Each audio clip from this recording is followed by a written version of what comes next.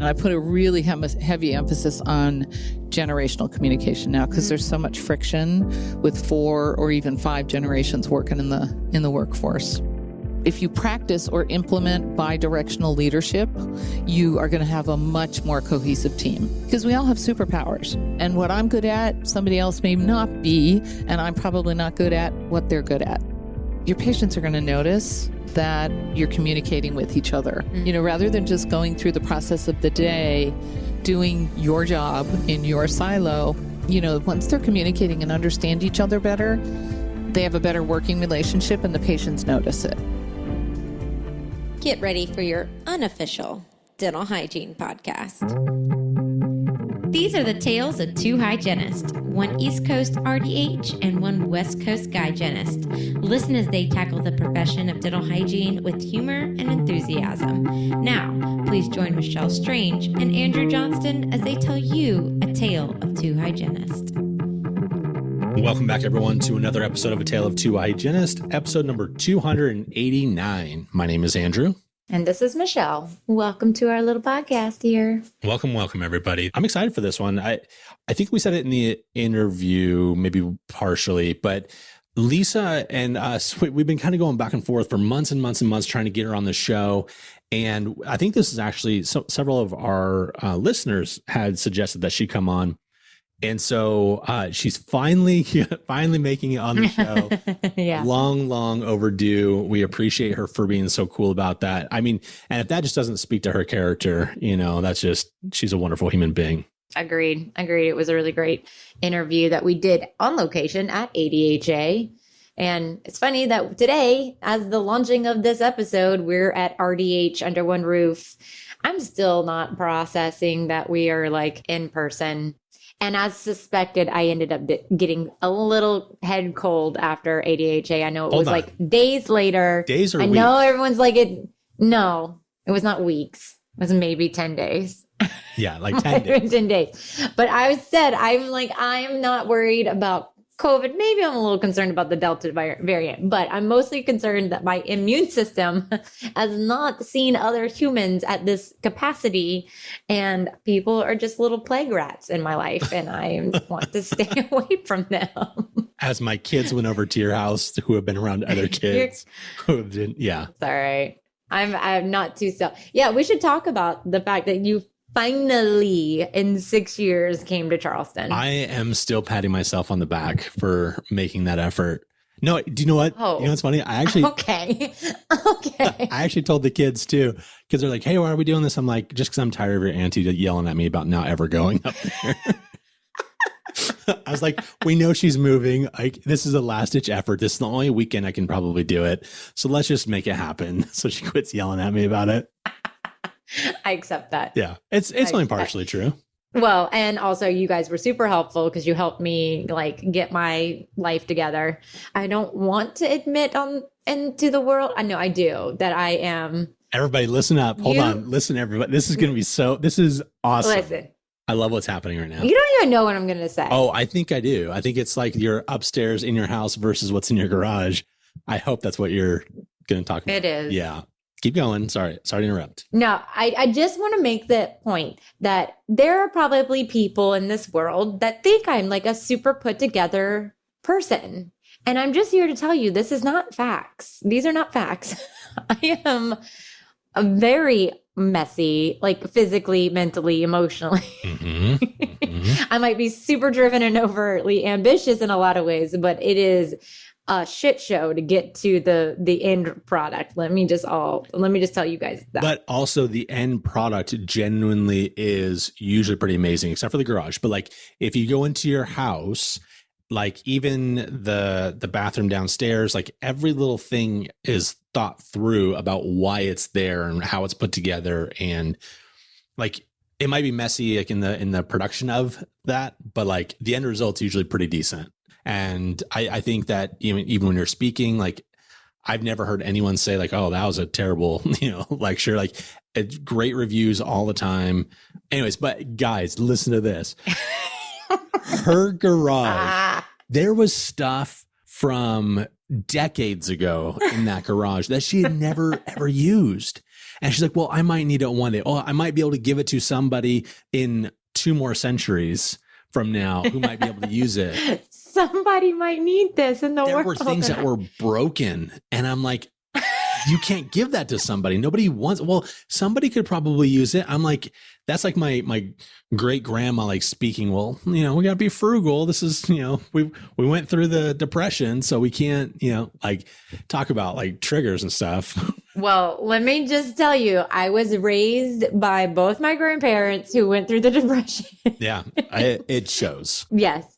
And my grandfather, who really raised me and was like my father figure for a lot of my life, also worked for the county, and he ran the landfill in Charleston. He like built it. And that man was a hoarder like you've never, like I'm sure if we went into his house, because we still have his shed, that there are screws and nails that exist from the 20s. Yeah. Yeah. And I have the disease. I have it. So hoarding is one thing that was very obvious that we noticed, but also organizationally, none of it made sense where everything was down there. It made sense to me. How did that make sense? In what order did any? Well, first off, I don't think we're being completely fair because half that stuff was in there because I had a garage sale. Oh, and like it was sectioned off the way that it was on like pallets and stuff because my neighborhood will not let me like pull things out into my very minimal driveway that I have anyway. So I had it like along the rows of things. And yeah, I mean, yeah, it was like maybe didn't make like some decor was all over the place, but still like I was just looking for places to put things at one point. Mixed with, yes, like things that I needed to go through and like get rid of. And yes, I have a very hard time. So I was telling my friend KP, who has cleaned my garages out multiple times in our friendship. And I was like, I don't think I could have both you and Andrew in this situation. I think the cutthroatness of like, let's just throw it away. I think it would have put me in a damn facility. Like I would have spun out and I would, because I have a mental connection. And if we go back to last week's episode with our adverse childhood events, I definitely have a connection to every little thing that I have bought and brought into my home. There was a reason for it, and I know it, and I know exactly where I was, why I bought it, how much it cost. I have a story behind it. You let me tell a few of my stories before you trashed it, and I do appreciate that. But hey, anything to be able to throw it away. Like I'll listen to your drivel like forever, so I can throw it away. No, actually, you were in some of the best spirits I've ever seen you, like ever. I like hosting people. I can tell. It was. You were so obnoxiously loud in the morning time or drive when we talked. And I'm just like, I had to turn the volume down in the car. Like my kid had like blood coming out of his ears because you were yelling. Oh my God. That's not true. But you were so excited. And then even when I was like going through all your stuff, I'm like, okay, what are we doing here? What are we doing here? Like you were upbeat. I was surprised how willingly you allowed me to like ruin all of your memories. So, yeah, I mean, I think I'm coming to terms with like, I have to get rid of stuff. Like I can't do this big, audacious dream of mine without nixing a lot of my stuff. And it hurts. Luckily, your daughter took a lot of it. Yeah. Well, Molly is just so happy to have anything Auntie Meech would give it to her. And so you can visit any of those things anytime that you feel like you want to see them. Hey, so before we move on, because I do have something I want to talk about with Lisa, but I'm going to forget. We have a review that we haven't read in forever, and I feel really bad about it. As you should. And it is my fault. So this is actually back from June 13th. So this is like 2 months. So this is from Chosen Spot and 5 stars. The title of this one is number 281, mental health awareness. So that was one of the episodes that we had done. And they said, I wasn't going to listen to this episode, but I did. And I'm glad I decided to listen. Great discussion and good insight. I'm going to research active listening and begin practicing it. Thanks again, ! Ooh, active listening and motivational interviewing. Oh, love it. Yeah. I mean, it goes back to like, it's funny because people always ask us, right? They're like, okay, you have a dental hygiene podcast. Like, how many times can you talk about scraping a tooth, right? Like that's kind of like the mentality that people have. And we're like, no, there's so much more to it, to our profession, to our lives, to our, interpersonal interactions. So good job on that. Because I don't think I was on that episode, but you guys did a great job. Yeah. 2 great guests that we had on. So Candace and Michelle did a great job too. Yeah. Anyhow. So as we're going to be throwing to the episode here in a minute, I wanted to connect you moving away and doing things with Lisa, because you and Lisa ended up almost being like soul sisters. Oh, yeah. And I don't think that she actually knows this, but like, I hope she will soon find out that you're probably going to be going to see her and do some skiing with her at some point in the future in your travels. Yeah. So I've decided on, I think, a route, but also like, don't hold me to it, because that's the joy of my new adventure, the spontaneity. I can like change it whenever I want. But currently it's St. Pete, Florida to Vegas, or just south of Vegas, because I want to do a bunch of hiking around there, then to Southern California, and then into either Colorado or Utah for ski season. And I am so freaking excited for that. And if you haven't already, if you go to either my Facebook page or if you go to our Instagram and do the link in the bio, there is a Google form that I put together, and you can put your address in there. No one else will see it. It's just me. I have a private Google map, and I'm just mapping out everybody's like location. And if you have a place for me to chill, if I'm on my way across the country, also, I would love to like have little networking events and stuff with all the cool, fun people that will be in the area that I'm actually in. So if you haven't already, like, go do that. I would love it. I would love to see everybody and meet everyone and hear about your great stories, because you hear about mine all the time. Yeah. Gosh, we have to record that and put it out somehow. That would be awesome. But yeah, Lisa was great. Yeah, we did have so much. Our journeys were so similar in this lovely profession of ours. And she talks about an acronym that she has come up with called IRONMAN and what that means. So we'll let her break down IRONMAN and tell her journey in this episode, and enjoy it with Lisa Copeland. Before we get to the interview, we want to say a big thank you to Paradise Dental Technologies, or PDT, for supporting the continuing education portion of this podcast for so many years. If you do not know already, many of our full-length episodes count for CE. You'll find the links in the show notes, or you can sign up for our newsletter by going to ataleoftwohygienists.com. When you sign up for the newsletter, we will periodically send out links to shows that have expiring CE courses attached. And none of this could be possible without the support of the amazing people over at PDT. So check out their hygiene and other instruments at pdtdental.com. That's pdtdental.com. Now, on to the interview. Welcome, listeners, to the interview portion of this podcast. And we have a guest that we're actually in front of, which is so fun.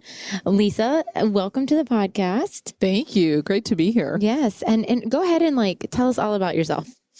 Oh, that's a loaded question. Okay. So I've been a hygienist for 30 years.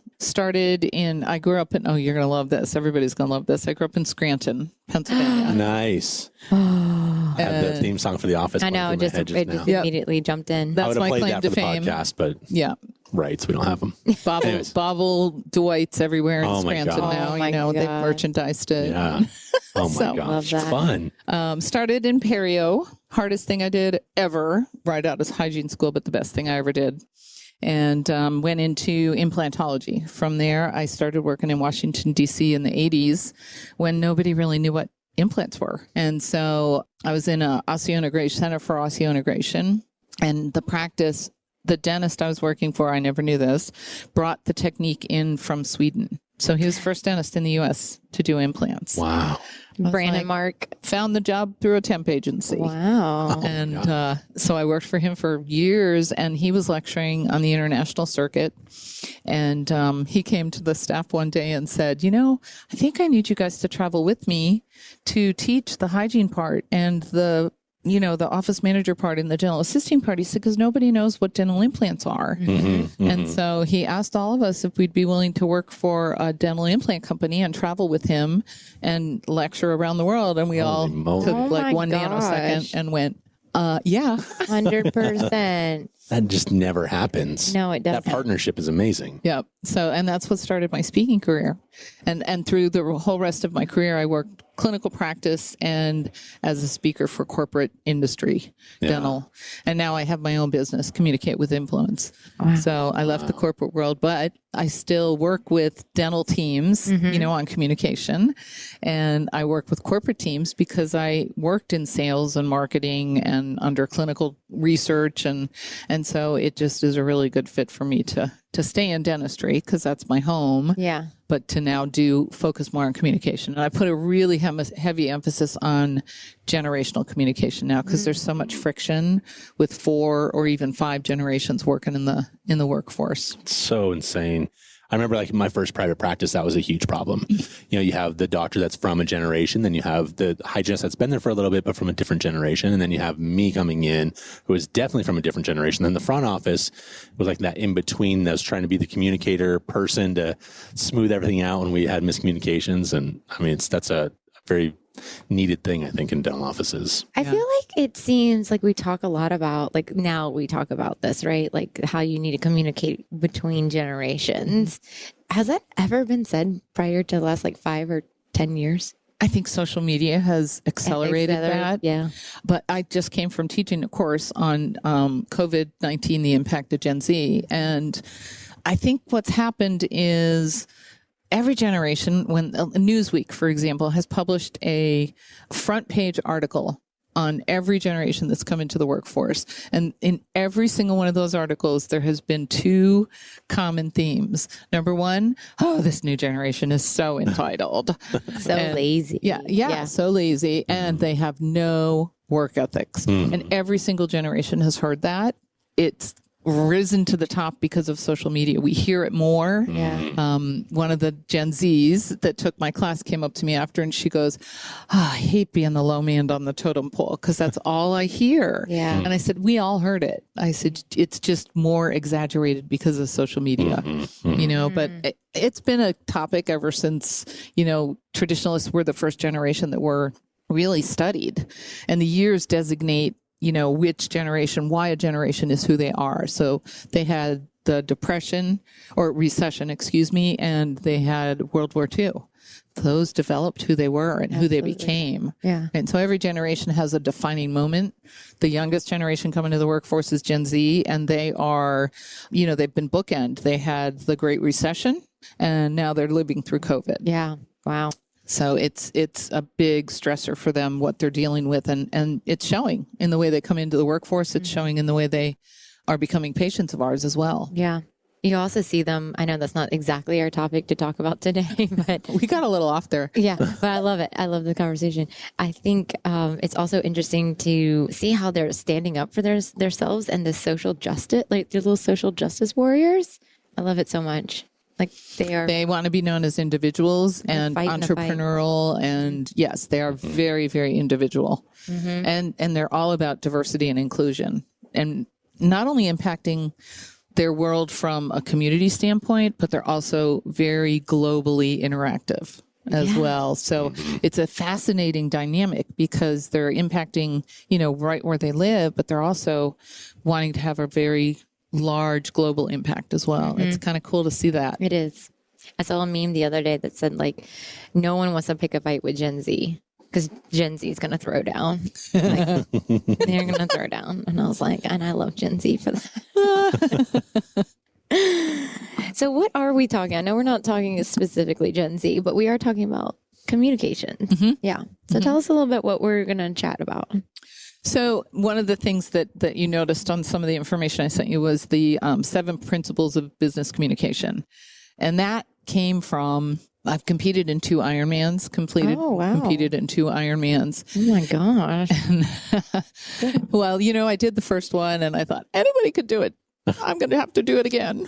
Oh my gosh. I sip wine going in awe of this human. Well, I've always been athletic. I mean, I've been a swimmer since I was 8 years old. I won the very first swimming race I ever did in my life. Oh, wow. And it just catapulted me into this swimming career. And then I met my future husband, and he said, "You were a swimmer, right?" I said, "Yeah, why?" And he said, "Do you want to do a triathlon as a relay? Be the swimmer?" And so we were living in Singapore at the time. Wow. And I said, "Well, yeah, I'll get back in the water." And then from there, we were like, "Well, this is stupid. We can do the whole event ourselves." And we just progressed into, small. You start really small and then you just build, so I did like a relay, and then we did Olympic distance, and then you do a half Ironman, and you just keep kind of building. It's a sickness, really. Well, I mean, I don't want to brag, but I did a sprint triathlon and I didn't finish last. Nice. They're hard. 3 disciplines all in a row. I sucked, right? And I did not. It was not a drug for me. Yeah. I was like, cardio is not my life. Oh, yeah. I'm not a runner, which it baffles me that I ran a marathon at the end of that I was gonna twice. Say, that's amazing. But so I took the lessons that I learned from training for an Ironman. And they're so similar to business and communication. So you need a strategic plan. Right. You've got to have a plan. You can't make it through without looking forward and saying, okay, I didn't do that very well. What can I change? What can I adjust? It has to be a flexible strategic plan and constantly evolving. Second, you've got to invest in technology, right? So I would get a new bike that would help me get a little faster, or I would get a new wetsuit that would help me go a little bit faster, or stay on the top of the water a little bit more. And then having a coach. Right. You hire people who can help you in your weakness and who can help you in what you need to develop more. And I started thinking about it, and I'm like, all those lessons that I've done all my life apply to dentistry, because we don't have a strategic plan moving forward. It's kind of like, watching water flow through a river. There's no direction. And we all have weaknesses. You cannot be good at everything. You can't do your own social media. You can't do your own website if it's not a strength of yours. And so you get coaches, you have communication coaches. And that's kind of how the Ironman principles of business communication came about. So those are, you take the word Ironman, 7 letters, 7 tips for better team performance. Oh, that's where that came from. I love that. All right. Should we just jump into the I? Yeah, let's do it. Do the I? Yeah, let's do it. Should we? Yeah. All right. So starting with the I stands for impression. And I also kind of interchange it with introduction, but you have, there's a 7-11 rule as far as first impressions go. And people evaluate 11 things about you in 7 seconds. Oh, what? They evaluate you the first time they see you in the time it takes to snap your fingers. 2 seconds. Okay. And then you have the 7-11 rule, and it's things like your financial status, your educational status, like it's important stuff. And then they spend the whole rest of the time involved in the conversation trying to prove that their first impression was right. And so first impressions are lasting impressions. That sounds They're very terrible. difficult. I was going to say, I hate And everything not about fair. that. I hate everything about that, but it's very true. Yeah, no, it is. It is. Think about It's when so you, true. as a speaker, I know when I walk up on that stage, people immediately look at my shoes. They look at my hair. Oh, her hair's not looking good today. Or they immediately evaluate me. And in 2 to 7 seconds, they may walk out the door. So think about, as a dental practice, the impressions that you make, those first impressions that you have. So the phone call with a new patient. Or I always tell the offices that I coach, do a recon. Start out in your parking lot, partner up with somebody that's in a different department than you, right? So a hygienist and an office manager, or an assistant and the doctor, or whoever it is, because you're all going to look at different things, and start just walking through your office as if you were a new patient coming into your practice. And what do you see? Take note of that, because that's their first impression of coming into your office. Phone calls, super important. I just came up with a new job. I want to be a secret shopper for dental. Be a offices. sleuth. Yep. Oh my gosh. Hire me. I will come into your I think it'd be fun. I will be a patient, and I will sit and I will give you all the feedback. Yep. Go ahead. No, I mean, I think that for you, that's a fantastic job. Like, you will pay me to judge how our appearance of the alt practice looks. Well, I mean, but it is a good thing. I can't tell you how many times, because with my last job, I was working in lots of different offices, and I even attempted other practices that weren't with my company. And you would see the stone that's like on the edge of the counter that had fallen off when they were pouring up models. You'd go into like the sinks that had like spit and They just didn't clean it. Yeah. pieces of fluoride varnish still like, or I mean, like all sorts of different things that you would see that if you're doing it every day, you don't notice it. The base of the chairs, there's scuff marks from people's feet hitting them or whatever. So, yeah. Yep. All that stuff matters. It does. Right. And with going back to younger generations, they are all about inclusion and diversity, and they notice the magazines you have. Right? Are they diverse? Are you including everybody in your population? What do the pictures look like on your walls? What kind of furniture do you have in your operatories as well as your reception areas? Right? Yeah, that's so interesting. All of that is, everybody looks at it from a different perspective. And some people aren't as meticulous as others, but it's going to impact your practice. So that first impression is super important. So that's the I. The R stands for relationships.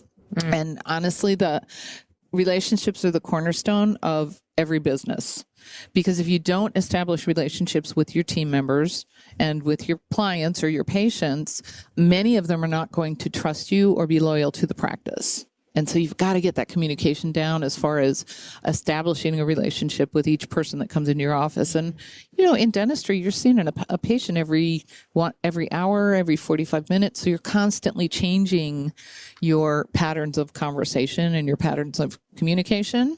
And you should be, right? If you're not, then you're missing the mark on really relating to that particular patient. So let me ask you this question then, because I understand what you're saying, and I think that's very important, but I think that there's also a big section of the population that's unable to do that. Is that something that they can learn, do you think? Or do you think that just innately some people are just, there's this one doctor, I love him so much. He's the most amazing clinician, but just the most awkward human being to ever walk the earth. It takes coaching. Anybody that's in that gray zone, but if they are willing to watch and observe people that are good at it, they will learn how to use the exact same vocabulary and just mimic what they were doing. And I did that in my earlier days of practice. I've always been in implant practices, prosthetic, and I never saw kids. My whole career, you and I are living the same life, I swear. I never saw kids, and I'd like sweat when I had to work on a child because I just don't relate to them. I don't have kids myself, and I worked in an office where there was this girl that was such a good mother, and she was amazing with children, and I was right next to her, and so I was like a little sponge. I could hear it. Yeah, heard everything she was saying and doing with the kids, and then I just started to mimic it. Oh man, did that help the appointments go better? For you or for the kids? All of the above. All of the above. The whole office. Yeah. Well, and I think there's actually right now at ADHA back there in the poster presentation one on motivational interviewing, and we talk about that a lot. And I think that's really that's how you create relationships, because you're asking the patient. You're asking the right questions. Yeah. And you're letting them answer. You're an active listener. Yeah. That's a huge part of communication too, because we listen. Most people listen to answer. And so you hear the question and then you're immediately fabricating your answer. But if you're actively listening, you're listening with all of your senses, and you're really taking in what the person is trying to communicate to you and not thinking about your answer immediately, right? You let them do the talking, and you learn a whole lot more by being quiet. Yeah. Michelle, did you hear that? I heard it. Were you an active listener on that part? I was actively listening. Okay. Ish. That's her out, so she doesn't. She was thinking about the next question. Yeah, that's my problem. But and honestly, active listening is a very learned skill. It really.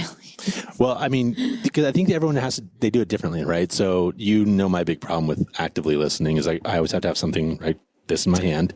I always have to be doing something, and I have a hard time with eye contact, but I'm still actively listening. I'm digesting the things that you're saying, and I'm trying to relate it back to those, maybe the shared experiences that we've both had, or things like that, where Michelle just picks things up and just, oh yeah, well, she's so natural at it. Well, thank you. But I think I also don't always hear, because I am thinking about my response. And I think also, have you heard a lot about Gen Z talking about ADHA and people who are thinking of that relatable story that is the sign of ADHD.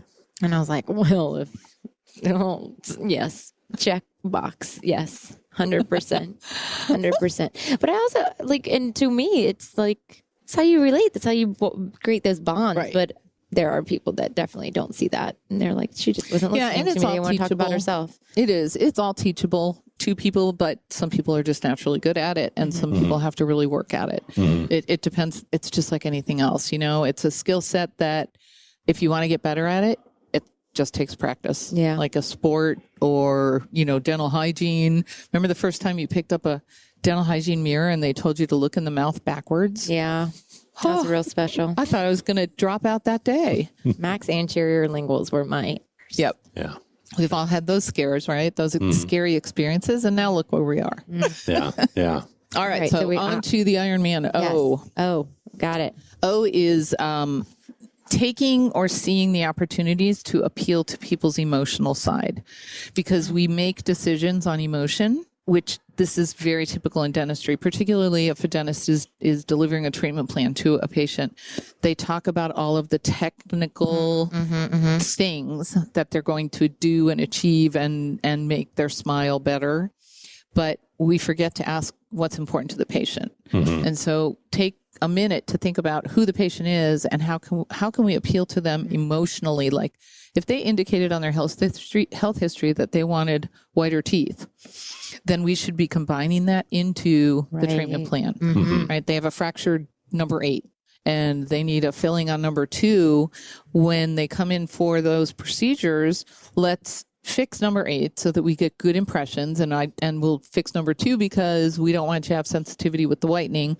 We'll take your whitening impressions after we do that work, and then you can start whitening your teeth as well, because that's truly what they're there for. That's truly what they want. And so we have to look at their wants first and then focus on their needs. And that perspective will get better treatment case acceptance. Yeah.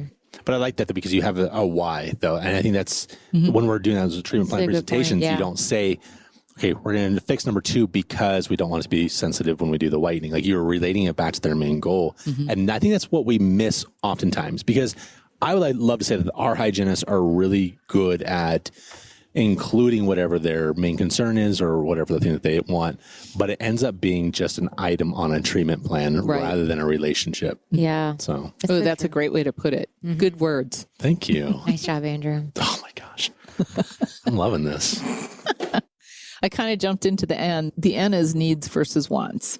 And right, so reversing what we do, focusing on the patient's wants from an emotional perspective as well. So the O and the N kind of overlap in the acronym of IRONMAN.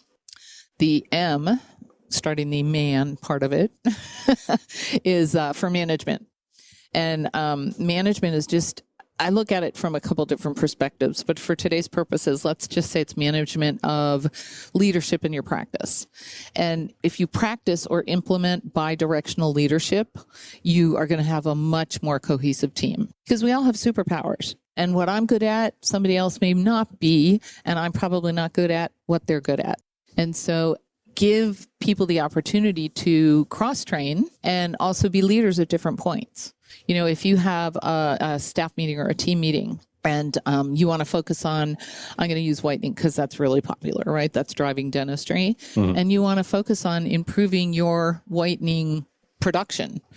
So pick the person in the office that's the whitening cheerleader, somebody that's really good at talking about whitening to their patients and can relate to them, and then have them pioneer having a sales rep come in and give you a presentation on their whitening products. And, once you do that, what direction is the office going to move in? But have somebody that's really good at it be the leader for that particular project.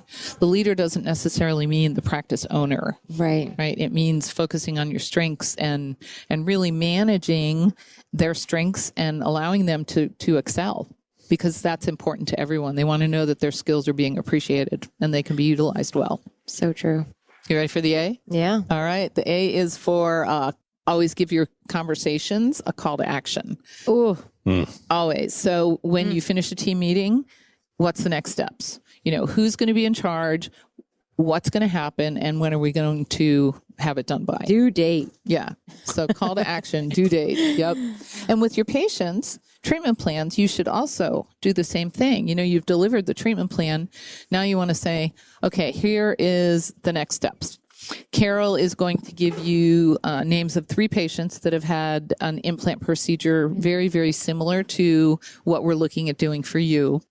and she's going to contact them first and make sure it's okay to give you their number or however they'd like to be communicated with. And then she'll reconnect with you. What I'd like you to do is in the next week, after you get those numbers, call those patients and ask them about the treatment from a patient perspective, because I can't tell you from a dental perspective what you need to hear from a patient perspective. And a week after you get those numbers, Carol's going to call you back and she's going to schedule your next appointment. Does that sound like a good plan? And you're shaking your head yes, as the patient is shaking their head yes. And that's the sequence of events that's going to occur, right? So give them a call to action so they know what's next, what's coming up, and what's, in their future, their near future. It's a handoff, right? Like how you hand off the patient so that they know Absolutely. What's next. Yeah. Yep. And that actually falls right into the N, which is the last part of IRONMAN, is nurture. Nurture is all about follow-up and having a plan and following through. And this is where I see dental offices fall short so often, is they forget about the follow-up, or they don't communicate with the office that they're referring to, or the handoff is just rocky. Yeah. They go up front and then the administrative assistant has to go to the back and say, I'm not quite sure what I'm doing. You have to have processes and protocols in place for that seamless handoff and follow up, right? If you make the appointment for the patient that's going to the oral surgeon's office, you should follow up on that and make sure the patient went. And if they didn't, go back to the patient. Right. And so everybody's got to be kind of cross-checking with each other. So none of the treatment or the opportunity of the treatment falling through the cracks. Or use teledentistry for your referrals. All right. Do you want to explain that a little bit? So, which is my presentation today, earlier today, which is why, it's always top of mind, but so let's say like that referral, right? Like they need to go in to have that lesion that we're a little concerned about examined, but they don't, right? Like you don't follow up with it. So with teledentistry, you can collect that data, send it via a HIPAA secure platform. Yes. They can look at it, say, I think this is trauma related, or I'm a little nervous about this. Let's go ahead and schedule. And then that handoff then goes to the oral surgery office where they call the patient and schedule that appointment. Yep. And it's just a much more fluid way to guide that patient so that can you remember the days of like us, with a paper referral in triplicate. And we were paper clipping the PA that we duplicated. That was in a little coin. Yes. Yep. Oh my God. I'm like, yep. Gen Z, don't judge me. Yep. I can relate to you, I promise. But also, I definitely duplicated images where I put them in a coin pouch. Oh, yeah.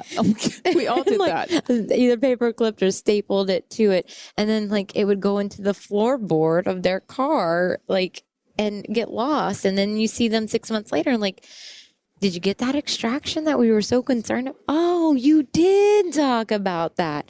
And it just makes a much more, I don't know, fluid, nurturing. Yep. It's the follow-up. It's the actual getting patients the treatment that they need and helping them value, because life happens. It happens. Oh, for sure. And now even more, right? But it's that dance, and teledentistry has really closed the gap in a lot of the communication gaps that have occurred. Yeah. And you can get the information directly to them instead of relying on the patient taking it. And, the x-rays go through. It's much more fluid. Yeah. And, it makes us look darn good because all our ducks are in a row and we get all the information to where it needs to be. And the patient doesn't have to worry about it. They're not responsible for it. And then the flip side of that is you got to look at the legal side. If that patient had a lesion that you referred them to an oral surgeon and they didn't go have it evaluated, they come back 6 months later, they still haven't done it, you send them again. If you haven't followed up on that and the patient has gone and seen, what's your responsibility and the liability of that case, right? So a legal aspect comes into that follow-up as well. Just the nourishing side of it, our nurture side of it, I should say, not nourishing. Maybe you're nourishing, but the nurture side of it. That. It's, it's really getting after the preventive side of dentistry that we talk about so much. That's key. it's the consistency and the continuity of the conversation, like having it over and over and over again, the same not same, but like bringing up the same issue so that we can actually move their needle forward into health. Right. And I think it's really hard without teledentistry, but it's so far important. Yeah, for sure. Yeah. Well, and I think COVID has accelerated using teledentistry. Like dentistry, I don't know if you guys have noticed, but it's a little slow moving. Stop it. Tell us again. 'Cause I What? don't think that's the first time we've heard that. What? We did notice it. Are you telling me that we don't adopt research and evidence-based practices in a timely manner? I cannot believe it. So that's the silver lining of COVID, right? It's made us adopt technology that we were kicking and screaming and fighting. You know, that's human nature. We don't like change. Yeah. Yeah. Well, some of us do, but only if it makes sense, right? I know. I love change. I'm the kid in high school that sat in a different seat every day and drove the person who wanted that seat nuts. That actually would have been me. I'm like, I'm sorry. I picked the seat In the beginning of the strategically year. so that I could see the board and write the notes and hear the message. And And you're at sitting 220, there? the glare's not going to hit Exactly. the board. I'm strategically Yeah. picking the Nope. seat out. Oh, I'd move one seat over, but I appreciate you for that. I knew who not to do it to. You can get the vibe coming off of that girl might be a little crazy. A little crazy. So when you're giving this presentation, this thing to teams, and I feel like, one glaring thing hasn't happened. I feel like doctors are going to need to understand. You haven't talked about money yet. Communication and money. It's a hard one for them to connect, right? It's the foundation of their business, but dentistry always looks for a quick fix, right? They're looking for the latest project or product. They're looking for that silver bullet that is recipe going for to success. increase their production next month. And it's an investment. It's an investment, and it's something that they have to understand is not going to happen overnight. It takes a little time, but once you get that team firing on all cylinders, it is such a beautiful thing. Yeah. Because you're getting better treatment case acceptance. Your office is more productive. It's more efficient. It's more effective. Plus, your patients are going to notice that you're communicating with each other. Rather than just going through the process of the day, doing your job in your silo, once they're communicating and understand each other better, they have a better working relationship and the patients notice it. And how many Yelp reviews have we seen where they're like, oh, the doctor was really kind to their assistant that was helping them that Yes. day. Like they mention that stuff all the time. Yeah. Yeah. Super important. Yeah. And I'm sure, both of you have been career long enough that you've been on both sides of that coin. And it's a very stressful job if you're working in silos and not helping each other. And so once you get that dialed in, it's incredible. Oh, it is. And it's fun to work. It is. You love going to work. Yeah. It's nice. How do you get a team member though to participate if they're not really about the communication? It depends. Again, I look at it from a generational perspective, but it's a rewards and recognition situation. And so what is going to appeal to that employee to participate? One of the things I suggest in one of my presentations is create a traveling trophy. Oh, fun. And each week, and it can be anything. It doesn't have to be a physical trophy. It can be a certificate. It can be, come up with something creative that your office, everybody would kind of think it's, oh, that's so perfect for this office. And on Monday, somebody has the traveling trophy and they keep it for the whole week so they can display it in their operatory. Patients see it. They go through the whole week and they observe the rest of the team throughout the week because the person with the trophy is going to pass it on to somebody that went above and beyond in the work environment in that week. Nice. And so they pass it on to them. The person can leave it in their operatory and come back to it on Monday. They can take it home with them. But the idea behind it is not only does it make you do things maybe that you wouldn't because, Tracy has the trophy this week. I'm going to win it. I'm going to be the winner this week. It kind of levels up the communication, but it also heads you into the weekend, right? I've given it to somebody. It heads that person into the weekend with a positive mindset about their work environment. And they come back in Monday and they're the trophy person of the week. Yeah. Right. So you could That's have fun. like a picture, the pictures that change on photo albums. You could have that person's picture with all different types of, personal life, family life, whatever it is that would work for that person, because everybody's different with that too. Have it at the front desk. Here's our employee of the week. Oh, that's Right. nice. They won Yeah. the traveling trophy. So things like that get people involved, because it's a team effort. Everybody's involved. Everybody's going to win that award at some point. And I get to choose who gets it, not just one person giving it out every single week. That's Right? wonderful. Yeah. So it's a really nice team builder. We had a bunko trophy. Well, Totally different than what you're talking about, but it was hideous and I loved it. we had on our mission trips shout outs at the end of the day. You would give a shout out to somebody you saw, like really like interact with the patient in a kind way, or like go above and beyond and serve their other team members, which was really, it was fun to hear your name. You're like, oh, you saw that? Thank you. Yeah. And see, Yeah. people love being recognized for their contributions, and especially if it's not part of their job. Yeah. Right. It's so true. It's true. It's like, it's all part of your job, but yeah. Okay. It's not in the job description, but yeah. Exactly. Yeah. And also, I don't think we use the reception area, the waiting area enough for acknowledgement and patient education. Oh, for sure. I totally agree. We have such 100%. a captive audience just chilling out there. Granted, they might be on their phones or whatever, but like to have somebody like here's our infection control coordinator, here's our like patient coordinator. These are the people that you're about to interact with, and here's the roles that they have in their practice, and also here are the services that we have, and here are like the things that we do, and what we teach and our philosophy and our mission. And like, you're going to hear us talk about motivational interviewing and disclosing like all the things. Like, I couldn't agree more. Let them know. Yep. Absolutely. And, having maybe a TV that scrolls through the services that you offer, people hear that in the background or on your answering machine, meaning, if they get put on hold, what is the message they're hearing? Like, are they just sitting and listening to music? Why? Take advantage of your marketing, right? Put it on there. The other thing is, if you're involved in community services, or if you're involved in global philanthropic stuff, highlight that. Put it on your website, put it on your social media, have plaques in your office with the team members getting the certification. Right? That is huge, because people notice that stuff. Yeah. And they think, oh, this office, this practice really cares about the community. Yep. And they're trying to make it a better place. I might have wrote an article about that in dental economics last year. Look at Y'all you. should go check it out. Look at you. Link in the show notes.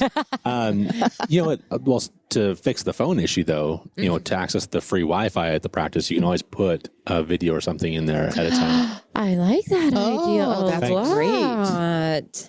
I don't know anyone that does it, but I do that when I'm at the airport. Sometimes I have to watch that little video or whatever else, right? Yeah, because you can't skip it for 3 seconds. Right. It's so annoying.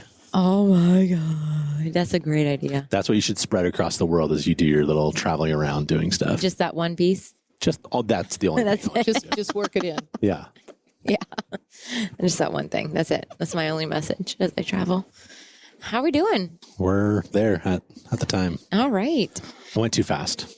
You went too fast? No, this went too fast. It did. Always definitely went too fast. They're fun. All of They're our always interviews fun. went too fast. I'm curious if you have any like last words, messages, like a call to action, if we will.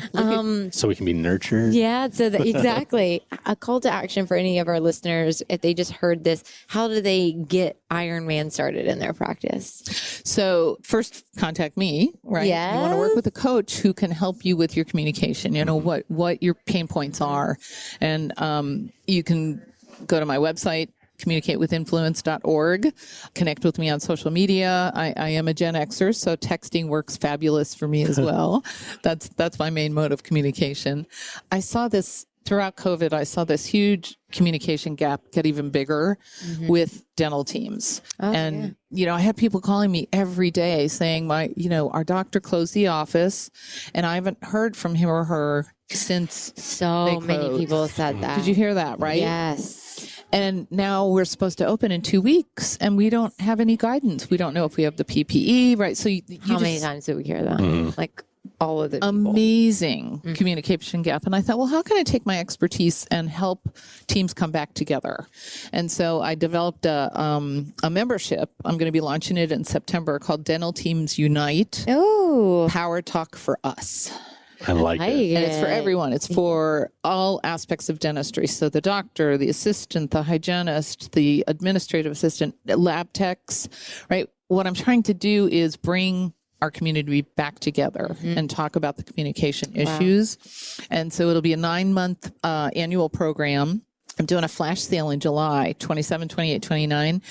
The flash sale will be for 3 days, and you can join lifetime membership for $297. Nice. And then after that, it'll be an annual membership for everyone else.